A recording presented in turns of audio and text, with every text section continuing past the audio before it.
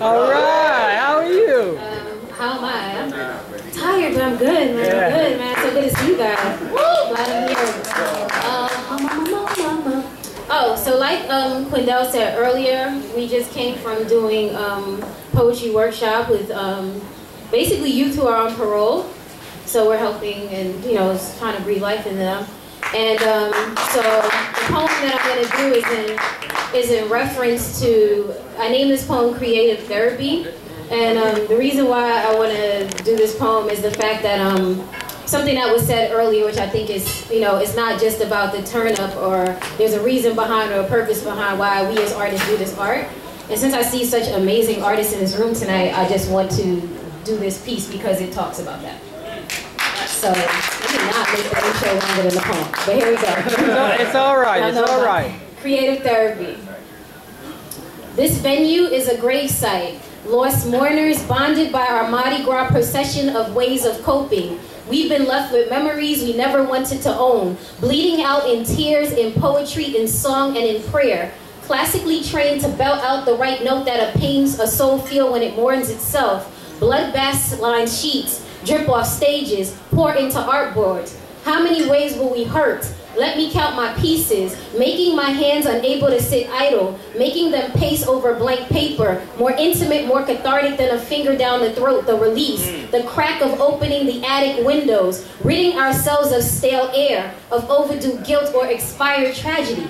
We are the masochists, beating our chests, being applauded for more disaster that we divulge. War paint under the eyes, seances with warrior spirits. We imitate bandages, treaties. An audience belts out chants like, do that, go in, get free. We only speak to a crowd as evidence that it really happened. These scavengers pillage after battle, using our private parts as delicacies, our shattered scars and regretful moments. We are the poetic vagabonds. We say we be the conscious thinkers, the elevated of society, until we use the universe as our concubine, pimping out our destinies for menial profit and points. So ask yourself, who is more twisted, the rapist or the one writing about her account? Adding more gory details to sound more tragic. The audience will love this, she says. Choked up on this line right here are her inner thoughts. When did rape become an opening scene for your theatrical play? Who's more sick, her or the audience? Make us uncomfortably satisfied. Did you almost die? Have you sworn off men because of it?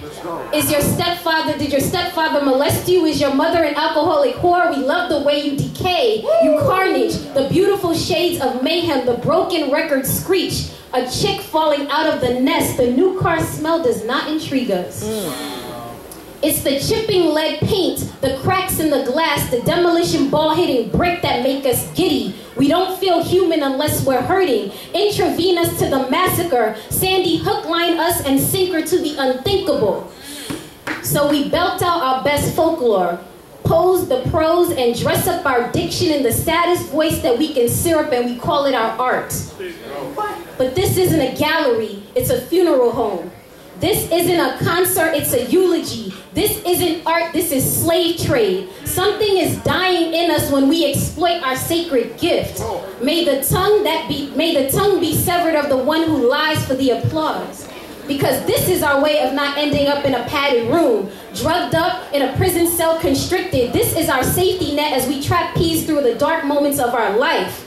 So we use us to make us heal, and we use you so that we can honestly confront the issues that you won't. So please, please, please, remember the mortality and human in these words. Do not violate the doctor-patient relationship. You, the artist, you, the listener.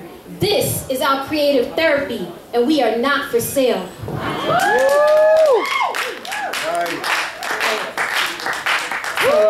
That's a little heavy, so I feel like I'm gonna do something else now. Right quick. But you like that?